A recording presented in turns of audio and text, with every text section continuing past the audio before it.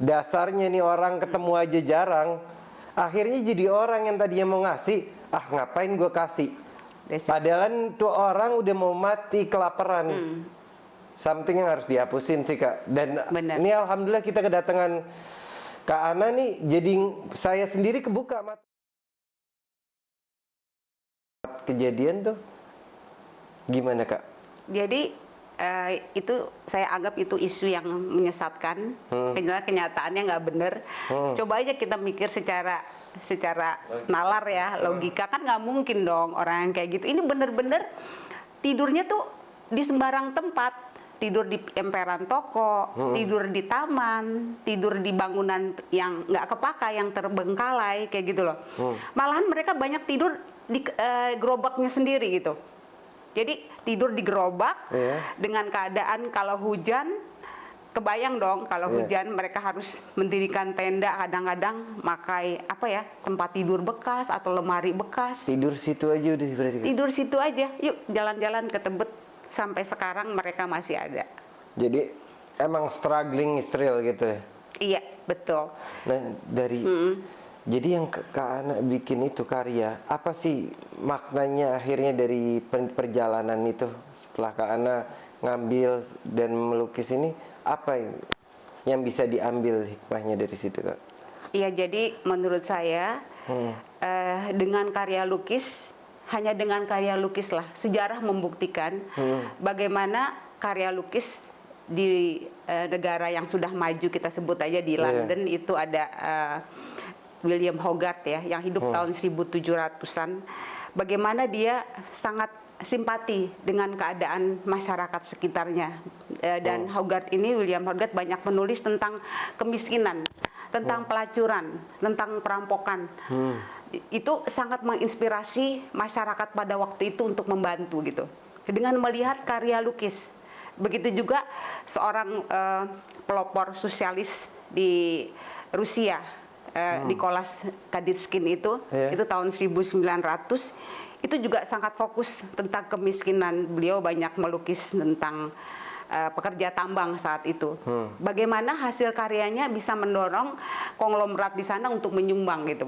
Jadi itu impactfulnya real ya Kak? Banget. Di Indonesia juga seperti karya Avandi waktu zaman Jepang ya.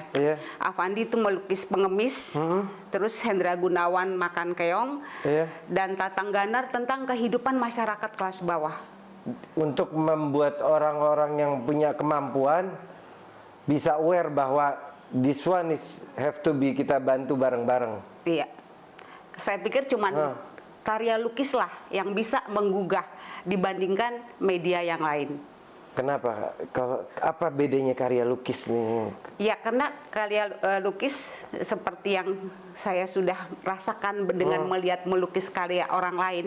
Bagaimana kalau karya lukis bisa menggugah perasaan seseorang, karena lukisan itu kan bernyawa ya. Betul. Bercerita gitu. Bercerita. Jadi kita bisa melukis tentang orang miskin tanpa harus kita bikin dia pakaian compang-camping, karena kan pakaian sekarang murah.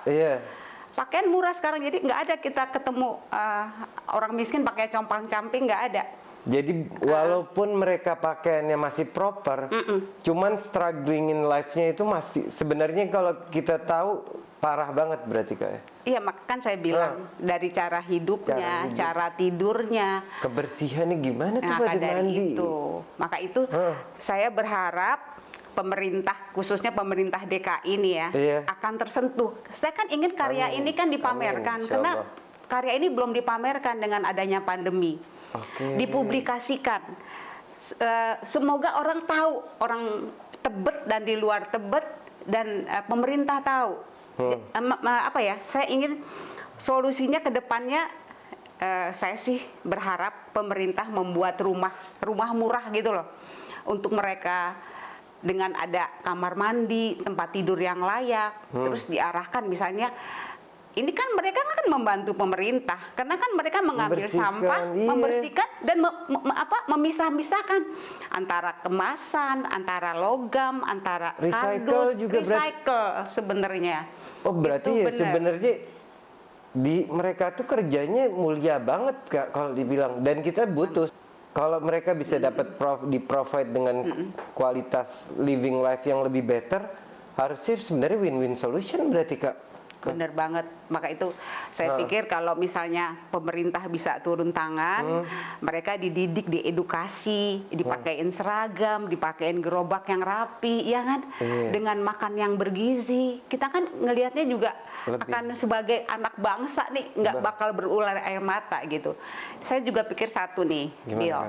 Kalau kita berbuat baik, itu transendennya langsung ke atas. Allah.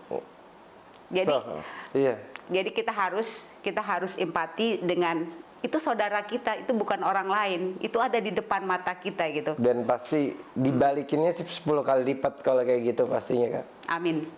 Kalau misalkan kita support orang yang butuhin, pasti ya udah nggak mungkin nggak dibalikin, udah mustahil sih. Iya. Dan itu saya rasakan sendiri.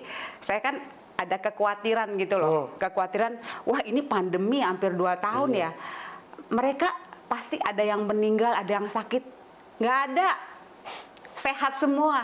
Yang jaga Tuhan ya udah gitu Kak. Jadi tidur di hujan dan panas, yang lain yang apa-apa ya, yang hidupnya bercukupan ribuan yang lewat, dia enggak survive.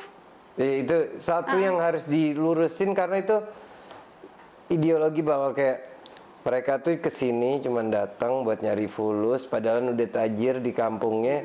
Something yang harus dihapusin banget sih kalau ngelihat, karena dengan lo cerita kayak gitu, padahal lo nggak tahu dasarnya nih, orang ketemu aja jarang, akhirnya jadi orang yang tadinya mau ngasih, ngapain gue kasih, padahal tuh orang udah mau mati kelaparan. Something yang harus dihapusin sih Kak. Dan ini alhamdulillah kita kedatangan Kak Ana nih, jadi saya sendiri kebuka matanya, karena itu dibisikin sering banget kayak gitu. Belum dikejar-kejar Satpol PP apa segala macam. Banget. Jadi yang lebih saya khawatir adalah gimana masa depan anak-anak mereka gitu loh. Iya, aku lihat di karyanya Kak Ana ini kan, ini banyak juga ibu-ibu anaknya ada yang 3, ada yang gendong anak masih kecil juga. Gimana tuh Kak? Lebih struggling lagi pastinya. Banget. Dan mereka kan maaf ya, bersaingnya bukan sama perempuan pemulung, tapi dengan laki-laki pemulung yang tentu saja lebih gesit dong. Kalau nyari lebih struggle, lebih kuat lah laki-laki ya. Itu mereka di tempat gitu yang paling kumuh pun terjadi persaingan yang luar biasa, sama yang di atas itu sama. Gitu. Di bawah lebih sadis lagi. Nah Kak Ana tuh kemarin abis riset dari situ, selesai riset, pernah nggak ketemu lagi sama mereka tuh? Ketemu lagi Kak? Ketemu, malahan saya ajak makan bareng-bareng. Kita makan bareng-bareng, terus saya masih ngobrol, saya bilang gimana keadaannya. Setelah berapa lama tuh Kak ketemu? Berarti udah apa yang mereka sampaikan apa Kak? Ya mereka tetap survive, tetap mencari kehidupan dan berharap kehidupan akan berubah. Maksudnya keturunannya, anaknya tidak menjadi gelandangan lagi. Itu harus dipikirin banget sih, maksudnya buat pemerintah juga. Gimana nih, ini anak bangsa semua yang dibawa sama mereka kan? Benar. Tanggung jawab pemerintah juga sebenarnya kan Kak, itu untuk membantu, maksudnya mastiin tuh anak-anak semuanya sekolahnya baik gitu kan? Betul. Tapi mereka tidak sekolah. Makanya. Malah ada yang Down syndrome. Mestinya kan yang anak Down syndrome itu di sekolah khusus. Tapi kan mereka dibawa di jalanan sama ibunya. Iya, aku juga sempet tuh ngeliat yang itu. Iya kan? Ada yang malah sampai anaknya udah gede, ibunya masih gendong sampean udah kayak kesian banget sih. Ya mungkin anaknya juga atau ibunya ada yang cacat, mereka kan nggak selamanya sempurna seperti itu. Jadi yang aku bilang tadi, aku takut terus generasi ini tidak terputus gitu loh, terus jadi gelandangan terus. Apalagi kan kalau perempuan kan lebih bahaya, maaf ya. Kalau udah remaja kan mereka seks bebas. Itu dia. Terus ngelahirin anak yang jadi gelandangan lagi. Jadi harus salah satu mutus tali rantainya juga ya dari anaknya berarti ya Kak, untuk diedukasi lebih baik. Betul. Apakah diambil pemerintah dalam arti jadi anak negara, disekolahkan, atau ada gitu. Sekolah buat mereka yang gratis atau apa? Betul. Seenggaknya edukasi awal lah Kak ya. Betul. betul. Itu tanggung jawab kita semua untuk Semuanya memikirkan. kita juga. Kalau kita bersama, sama-sama bergabung kita dengan pemerintah, alangkah indahnya. Nah, Kak Ana, sebelum ditutup nih, apa sih harapan Kak Ana? Dan buat lukisannya, buat merekanya, coba kasih tahu ke kita semua. Karena nih, ini pekerjaan Masya Allah luar biasa, mulia kalau saya ngelihatnya sih Kak. Maksudnya Kak Ana ngambil satu objek dan ngangkat ini objek dengan niat yang Masya Allah juga untuk naikin. Maksudnya ya ini something yang harus dibantu sih sama semua rakyat sih Kak. Gimana Kak? Betul. Jadi sebenarnya melukis orang miskin tuh nggak populer. Betul. Nggak ada yang beli karyanya. Ngapain beli orang jelek? Ngapain beli orang kumuh, orang kotor? Tapi saya tertantang di situ. Saya harus membuat karya ini untuk menjadi inspirasi. Sudah terbukti yang saya ucapkan sebelumnya. Karena ini akan menjadi catatan sejarah. Betul. Bagi dunia ilmu pengetahuan juga ini akan terus menjadi catatan bahwa pernah ada lukisan tentang orang kumuh. Betul. Semoga ini bermanfaat, menginspirasi orang-orang untuk membantu orang yang dalam kesusahan. Oke. Amin amin insya Allah jadi manfaat deh ini lukisan, dan semoga dikit lagi pameran, kita nggak sabar nih. Pastinya kalian pantengin juga podcast kita, dan pastinya kita bakal update sama Kak Ana juga. Kalau seandainya ada pameran kita bakal sampaikan, dan kalau perlu kita bakal syuting juga pamerannya insya Allah. Oke. Terima kasih banyak nih Kak Ana untuk waktunya udah mau datang ke sini, dan buat kalian juga jangan lupa buat pencet like, subscribe, dan juga komen. Kenapa? Karena dengan kalian bantu kita di sini, algoritmanya bakal naik. Kalau algoritmanya naik, ini bahasan bakal naik ke orang-orang banyak. Itu bakal bantu bukan cuma kita, tapi juga orang-orang yang lagi digambarin sama Kak Ana. Jadi kalian bantu kita juga bantu mereka. Saling bersama kita maju deh Indonesia. Oke, see you soon di next one.